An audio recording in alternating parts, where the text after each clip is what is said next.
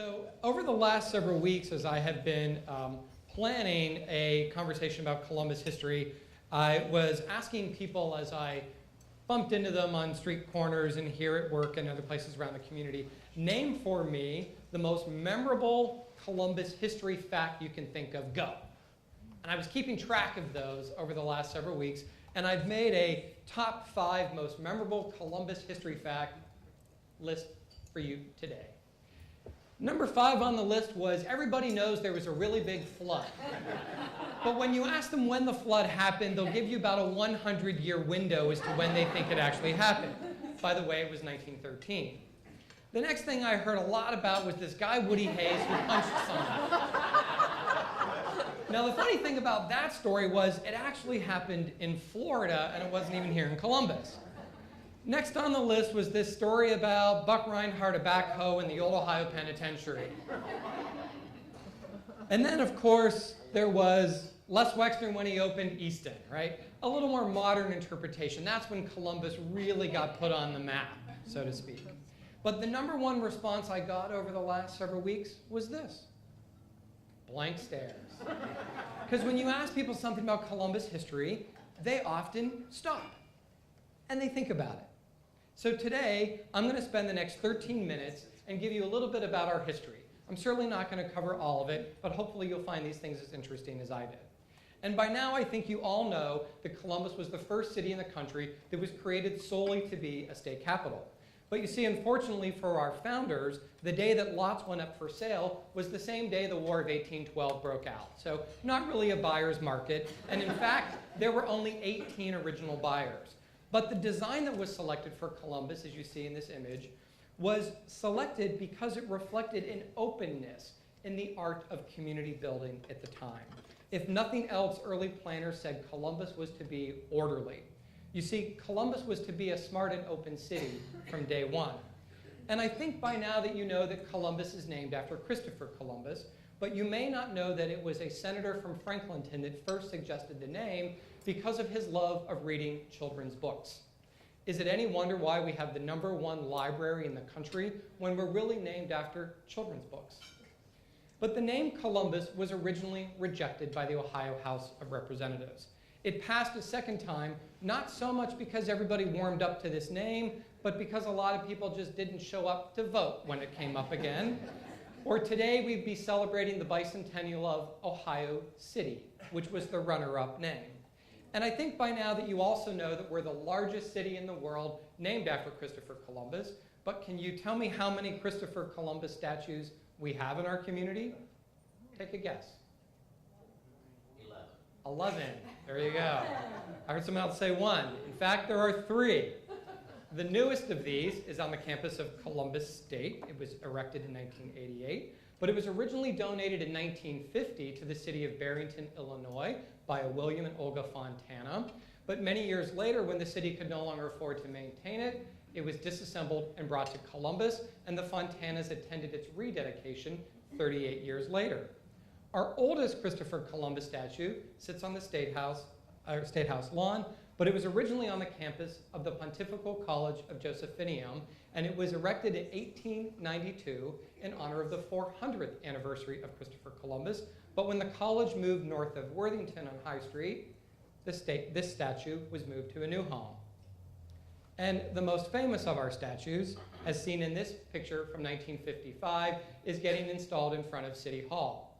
What's impressive about this statue is 125,000 people came downtown for its dedication ceremony later that year in 1955. Quite a feat for a city that just had over 400,000 people at the time. But you see, Columbus was known as a community that had a lot of these when it was founded. Native American mounds were all over the city, hence how Mound Street actually got its name. But in the eyes of our early leaders, Columbus needed to move past these pioneer images to be taken seriously as a state capital, and that meant getting a new state house built. Our new capital structure was small, lacked a lobby, and, quote, was unsuitable for silence, deliberation, or even convenience. It was reported that some of the bricks that were used to build this structure included human bones that had been extracted from the mounds found just a few blocks south, and the budget for this complex was $50,000, but it actually cost $90,000, and the era of cost overruns had been born. But you see, all of the hype that Columbus had as a community we were not living up to that hype. Columbus was threatened with losing its capital distinction as early as the 1820s, as other communities began to lobby the legislature to move the capital for a fourth time. The arguments against Columbus included poor roads, high prices, and a lack of hotel rooms. But fortunately for Columbus, there was a national foreclosure crisis underway, and the legislature had to be concerned about more serious topics. Fortunately for Columbus, we prevailed, but right out of the gate, we had an image problem, and we felt inferior. We felt inferior to the nearby community of Chillicothe, which had been the first state capital. We also felt inferior to Zanesville, which had most recently been the capital. Some legislatures were arguing to move the capital to Delaware, and even nearby Dublin provided competition for Columbus. Clearly, Columbus prevailed. But again, right out of the gate, Columbus had an inferiority complex and lacked an identity. But the city needed to be worried about a more important thing, and that was revenue, and that meant taxes. So what to tax? Well, alcohol was a popular sin tax at the time, but our leaders decided they ought not, because taverns were popular with both locals and visitors. Why drive business away? What about a property tax, some argued. But with only 300 people in Columbus, we were desperate to attract new people to move to our community. So then they thought about a toll. But the Broad Street Bridge, as you see in this photo, was not owned by Columbus. It was owned by Lucas Sullivan. So what was the first tax the city of Columbus levied? Would you like to take a guess? It was a 50-cent tax on the ownership of a cow. Gas station? It was a dog. The very first tax in Columbus was a tax on man's best friend. And this theme of animals will soon run deep in our community. Here is an 1898 picture of a circus marching up North High Street, and it illustrates our love of animals.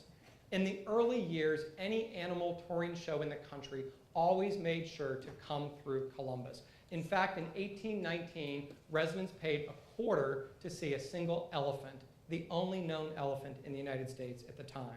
And so is it any surprise that we have the #1 zoo when this love of animals runs so deep?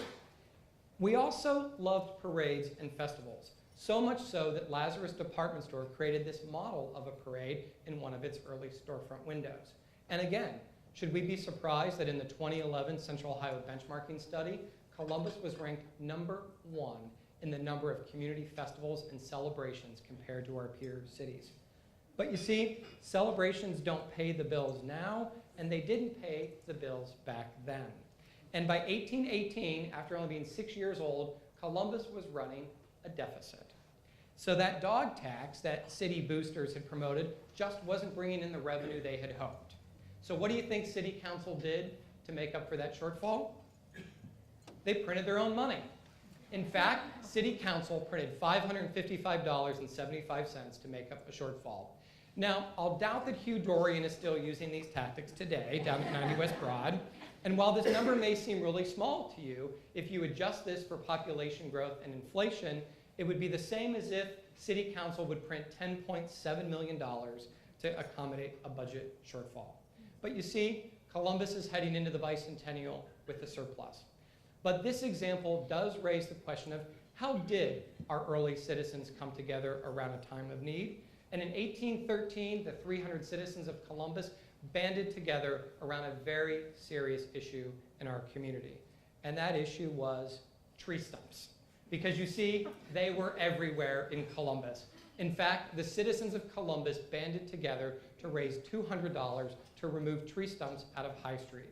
One local was quoted as saying at the time, Columbus had the image of being born right out of the forest because of the number of tree stumps that were still all over our community. And speaking of a forest in a city, there was a place where trees were left intact. A young Lincoln Goodale at 10 years old began reading books about medicine. At 24, he moved to Franklinton, and in those days, doctors didn't do so well, and he opened a pharmacy, and he prospered mightily. And in 1851, out of gratitude, he dedicated 40 acres north of the city that were untouched by axe or plow, hence Columbus's first park. And I think that Mr. Goodale would still be very proud of the fact that our first park is still so beautifully maintained and is still one of the most popular civic spaces in town. And 164 years later, you see Mr. Goodale gets in on the action, as every year he wears the themed tie-dye t-shirt of ComFest, which represents the openness, diversity, and inclusion Columbus has always been known for. Event organizers give him this shirt as a thank you for what he has given us. This theme of welcoming newcomers runs very deep in Columbus, all the way back to 1888, when 250,000 Civil War veterans came upon Columbus for the Grand Army of the Republic Convention. At that time, we only had 80,000 people in our community, so it would be the same as if 3 million people would come to Columbus and stay for 2 weeks. And city leaders wanted to impress these newcomers, so they built arches over High Street to welcome these visitors. When the Civil War veterans left town, locals were convinced these lighted arches should stay, and Columbus soon became known as the Arch City, a symbol of a welcoming community. And since that time, Columbus has been known as a city that welcomes diversity of color, religion, ethnicity, sexuality. Columbus is a city where people feel welcome. Today, these arches, no longer built of wood or powered by gas, welcome locals and conventioneers just as they did 120 years ago. But what's unique about this part of Columbus is that it was predicted nearly a century ago to be a wonderful place of possibilities.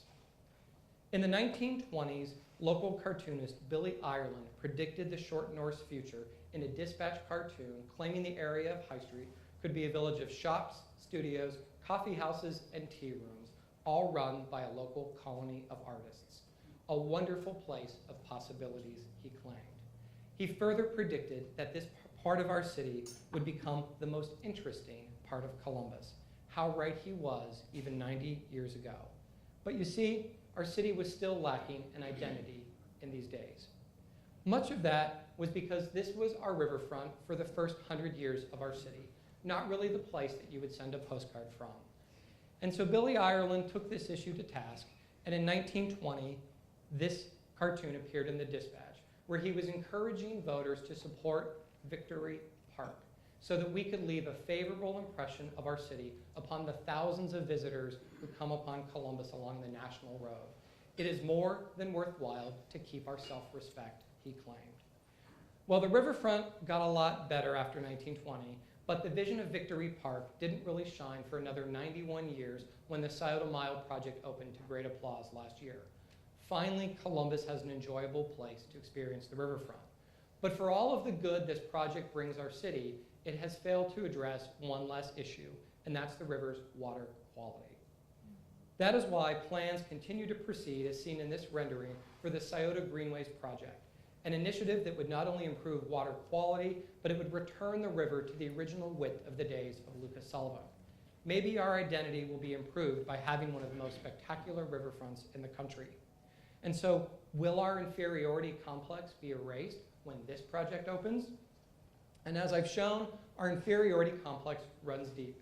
This 1911 Columbus Dispatch cartoon shows that Mr. Columbus is in need of a makeover.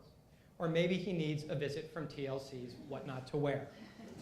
And while Mr. Landscape Architect to the right is showing him a new suit, and the man to the left is giving him the latest styles of municipal clothing, Mr. Columbus is dreaming of the day where he could look as fine as Mr. Baltimore, Mr. Cleveland, or either Mr. Detroit. Now you fast forward 67 years later, and this 1978 Columbus Monthly cover is asking the very same question. But this time the models are wearing less clothing, and the cities we feel inferior to have changed yet again. Now we feel inferior to Houston, Denver, and Atlanta. And so I ask you, 34 years after this magazine cover, are we still feeling inferior? Is it now Portland and Austin? And is it any wonder why Columbus continues to feel inferior when even at our very own official birthday party just a few weeks ago, someone accidentally put some other city's skyline on our ice sculpture? I thought maybe it was Chicago, maybe it was New York, but I struggled to find the Levesque Tower anywhere in the image. So I close with this. Happy bicentennial, Columbus. We deserve to be a bit more bullish about our city and leave the inferiority complex behind. You see, we love animals and libraries. We rally around community causes. We love our festivals and parades, and we welcome newcomers to an inclusive environment. And we keep our budgets balanced. And for 200 years, we always have. You see, Columbus has always been a smart and open city, and I hope it stays that way.